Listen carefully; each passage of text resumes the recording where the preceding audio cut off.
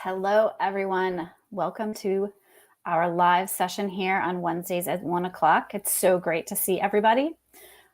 I want to just say hello and welcome anyone that was with us at the workshop last week. I'm still buzzing from all of that. That was a ton of fun getting to know lots of you and talking about how to become an online business manager. So if you're new, welcome. And those that join us often, welcome to you too. This is a great group of people that engage on the topic of how to become an online business manager. And for those of you who don't know me, I'm Leah Steinkirk. I'm the COO here at Prowess. I started as an OBM and then now support all things behind the scenes with Prowess and the operations for the online business or the OBM University. Ashley Connell, our CEO and founder, is not here this week with us. She is on a well-deserved break, but I am looking forward to chatting with you on one of my favorite topics. So to kick things off, let's get started with a question like we always do. And if you can drop into the chat, what is a new fun skill that you have learned? That can be anything from maybe it's learning to make a recipe or, just maybe something that you did for the first time, like skiing on vacation, anything fun. For me, this would be crocheting. I took the leap to finally wanted to learn it after so long and took on the challenge. I am no expert by any means, but I can now make a pot holder. So just drop those in chat. Okay. All right. So a lot of fun things that people learn and those challenges that they take on. What we're going to be talking about today is that feeling that we get that first time that we're doing something and maybe maybe it's not something that we really want to do. Maybe it's something that makes us nervous. We all have that initial feeling of those like fluttery feelings of, can I tackle this? And that leads us into the topic of imposter syndrome, right? So basically that is that feeling of that self-doubt. Can I really do something? So, I love this one. I've made honey butter. That's a fantastic one. And using Todoist, that's a great, I'm assuming that's a new technology, great things to learn for the first time. But again, it's something that we had to get in there. We had to try, we had to take on that challenge. So we're going to be talking about how AI can help us as online and business managers to stop that feeling, that question of, can I do this? Is this for me? Am I the right person? How do we stop that imposter syndrome by using features in AI? And I will admit, when I put on that OBM hat, I often have these feelings, even though I may have created helped start lots of CRMs, or I've had, set up quite a few different websites, or I have, worked through helping get out a lot of different nurture series. That first time someone asked me to do it, I get that feeling of like, ugh, am I the right person? What do I not know about this project? What might I not get right? And that's where, let me know yes, or you can put your comments in the chat if you've had that feeling before of just that, am I the right person for this challenge when you've been asked to take on a new project? All of this has that wonderful label of imposter syndrome. The root of it is, as we know, is that it's just self-doubt. Yes, Lisa, going through that right now. This is that part where we feel vulnerable to admit that we might not know something. And just so we can set the stage and all know it, that this is absolutely part of just being a human, right? We all have this ability that we know that we have strengths and we know we have weaknesses. And we then feel vulnerable when those weaknesses, we feel like they're bubbling up to the top. And we might have to admit there's some area that we might not have 100% faith in our skills. So again, even if we've done it before, this still does come up from us.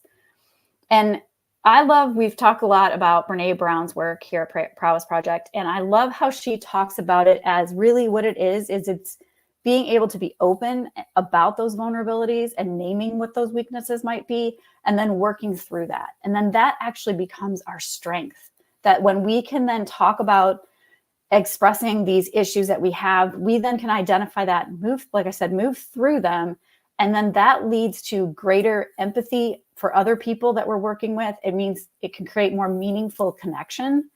And then we have a deeper like connection with the work that we're doing when we've moved through and accomplished all of that. Now, wouldn't that be lovely? That if all the work that we do as an OBM always felt like this meaningful, all this fantastic connection to that CEO that we're working with, that we always feel that we're rooted in the passion of this project. Well, you know, that's can sound like unicorns and rainbows, but there's that other side of an OBM who's like, I just need to get this work done. So how do we combine these? And that's what I want to chat about today, is that we can have both. And it is making sure that we can identify our own weaknesses, but then leveraging that with what the tools that we have to just keep continually working through them and having fun in our day. Because at the end, that's what we all want to do. So we were going to talk about working through these perceived weaknesses. We are going to talk about amplifying our strengths through using AI. And then we're going to focus generally on how do we bring in that fun and that joy? Because that's how we chip away at that self-doubt, is by muting all of that inner voice and just taking action. And that's when we know we're really having fun as OBMs. So I want to just set the stage a little bit, that a lot of times this comes up, and throw into the chat if there's another kind of scenario that where you know it always pops up. But for me, it's like when it's maybe a new client or a new project, or just a twist in the challenge of the day, right? So it could be a new software that was introduced to me, or just a different segment of the business where I'm thinking, this is kind of my first time dealing with this, even though I've done the project before. It's just something I don't know what I don't know, and that makes me uncomfortable. And so I start to have that question, can I really do this? Am I the right person? And that's what I want to make sure we can reflect on, and then start to name that anxiety. What is it specifically about that project that's making me feel that way? So if it's that maybe I don't know that my creative skills are really up to the task with this project, or I don't know enough about the subject matter, it could be that I want to know all the angles of this data, and I can't see the forest for the trees at that moment. So I want us to really be able to name what it is that's giving us that anxiety, and add that to the list. This is my challenge area. Because again, as OBMs, when we can identify the problem, we're really good at working through it, but we have to take that first step and be honest with ourselves. Then we can start to create that plan of attack with the AI tools that we have. We need to take a look at that and make sure that we can pause, look at the whole project, figure out what we're going to focus on to overcome this part of it. Because that's usually the biggest part of the challenge, is when that's stopping us, those nerves. That's when we can then start to find the right AI solution to help with that. And these AI tools are popping up every day. I mean, it just seems like there's newer things that are going to help us as OBMs move faster and more efficiently. And we can then help use these. We can leverage those to narrow that knowledge gap that we might feel like we have. So some of the specific ways that I see that we can do this with the current tools that we have is, especially when it comes to those knowledge gaps, right? Like that's one that stops us a lot, is I don't know if I'm the right person. I'm not an expert in this area.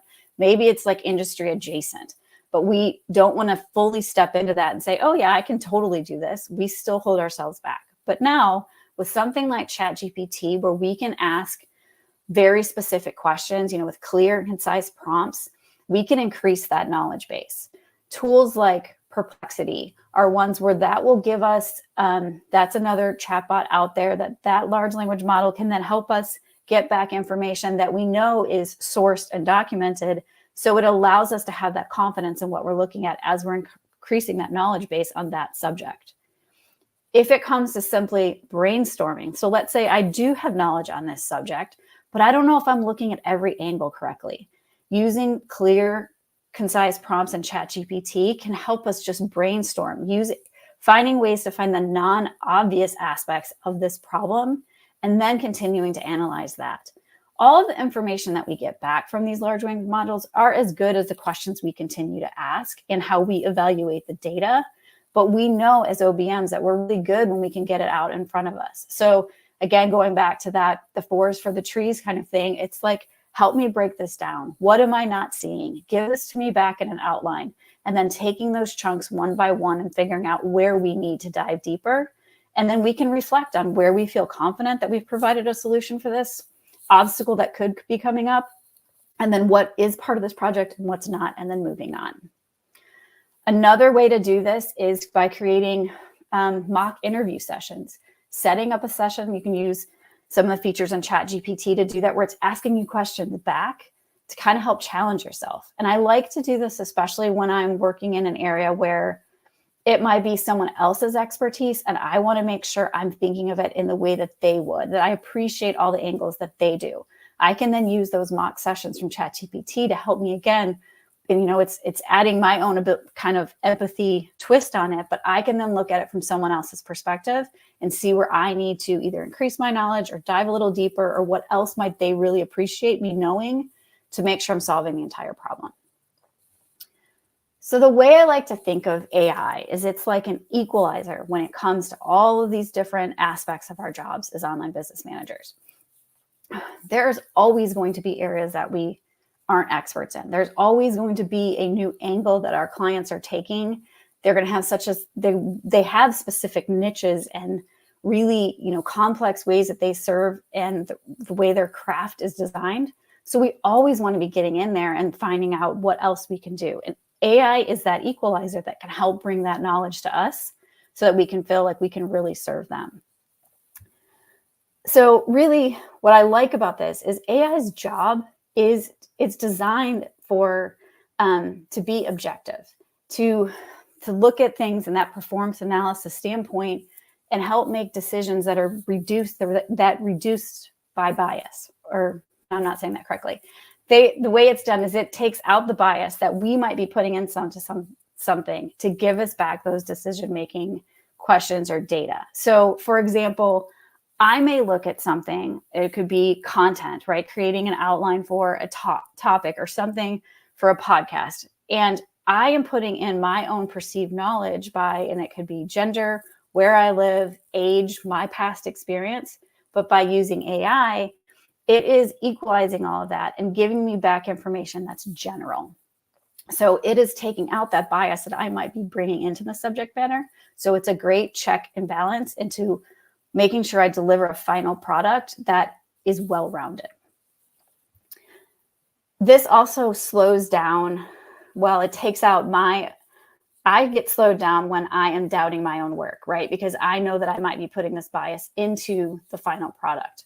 So it takes that out, and I can trust that I can move faster and get, again, richer data than to analyze and decide what is best going to serve my client.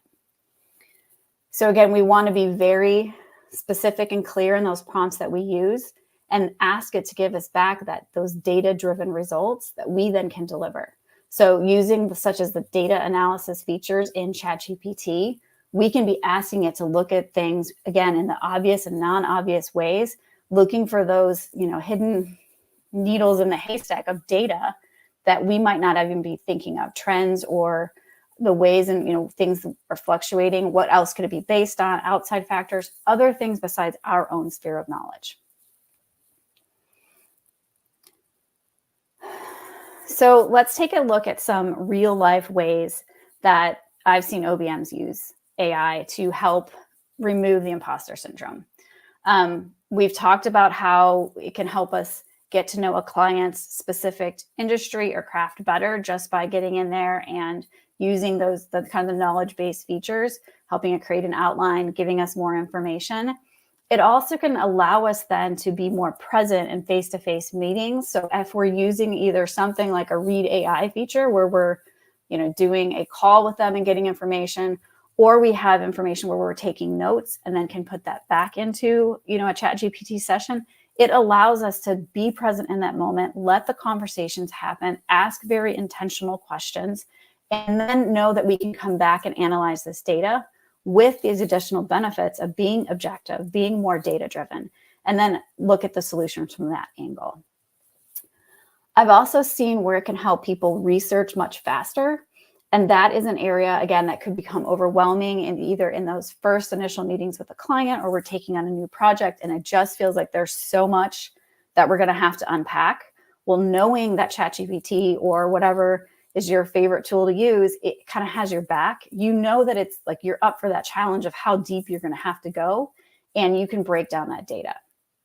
I've also seen, and this is one that I love, and many people that I'm seeing here in the chat they've used these tools to leverage their own marketing as OBMs. And they've gone a little bit further, and they've come up with some really creative, fantastic things to be putting out in Instagram or LinkedIn, because they now have these ability to use these tools and go a little further than they might have before they were using them. So that's one aspect that I love, that when there are perceived weaknesses, I will say I've seen people use these features to then explore and create better, more creative things. I also seen lots of OBMs adding to their skill list. So as they're going out and practicing, as they're finding out what is needed in their markets by doing those kind of brainstorming sessions in ChatGPT, and then going and getting those skills, learning those new technologies, and then putting that back in their profiles and their resumes. That's been a great advantage, where it's like we can take that time. We don't have a ton of time in our day, but we can then be very practical and diligent about where do I want to dive deeper to maybe even strengthen my niche and my offering, using ChatGPT to give us this information, and then going and learning those skills to put back on a resume. If you guys have other ways that you've been using it that are really helping you get through, move through that imposter syndrome, would love to see those in chat as well. Before we wrap up, I'm going to give you an analogy. So let me know if I have any West Wing fans here. I know that TV show is a little dated. What I love about that TV show, not only the CJ Craig character and the whole way in which her emotional intelligence is shown in that character, and we can do a whole other session on that one. But on the show West Wing, if you haven't seen it, fantastic, Joyce. It is basically, you're looking at the senior leadership that supports the president in the West Wing of the White House. So you're seeing these people that are very intelligent and confident, and they have to go into the room, they have to go into the Oval Office and deliver an opinion to the president, give advice. Sometimes it's a counter argument. It's not even their specific aspect, but they need to argue it and give him the other sides of the information. So you're seeing these, these very confident people go in. And when I would watch this show, I would think, oh my gosh, to be able to do that job, how quick you would have to be with your information and how confident you would have to be. And that was one thing I'd be like, I could never do that. But then as you watch the show, what you realize is the only way they're able to walk in that room and give that opinion to the president with that kind of confidence is because there are teams of people who then support them. They have teams of people that are researchers. And then those people are giving their information over to the speech writers. And there's all these people writing these speeches who then funnel all that information down to give them one draft on their desk, which they are then editing and tweaking to get to that final product. And there are tons of people that are supporting those teams. There are all the schedulers. There are all of these different departments that are helping this leadership, these confident people go in and help that top person. And that's how I see AI as as if we're the senior leadership going and helping that CEO deliver their final product or help make a decision. We have AI to then move faster and get all of this stuff done. We have researchers. We have Claude to help us, tweak the way in which our content and our copy is delivered. We have ways in which we can crunch the numbers with the data analysis tools in ChatGPT. So again, what I like about this is that it gives me that confidence when that project starts, when that lands on my desk, instead of feeling like I did before, where I was like, oh gosh, how am I ever going to get this done? I now can take that sigh of relief and be like, I have tools. I can use AI to break this down, figure out what I need to solve today, and then move through this. And then in the end, it's more fun to deliver back that project. Because yes, there's always going to be things I have to change, but I now have the tools to make sure that I can do that faster and more efficiently for the team. So thank you for hearing my West Wing analogy. But let me know kind of the homework I wanted to give you guys today is I wanted to know from you, what are those areas that you see as a big challenge and as an OBM? And then how do you think, what are ways in which you are going to use AI to start breaking that down? So again, you guys have more fun in your day. You guys can create stronger connections with your clients because you know and trust your own skills to deliver what they're looking for. So again, the homework is, or I'd love to just hear in the chat, where are the areas that you want to make a bigger impact as an OBM, and how are you going to use AI to do that? So feel free to drop those in the chat or post them in our Facebook group. We would love to know what they are. We will be back. I think Ashley will be back with us next week, and we will be covering more great topics. If there's any other things you want to hear from us, just let us know. And again, welcome to all those that joined in the masterclass last week. And it's so great to see so many faces as well. We'll talk to you guys soon.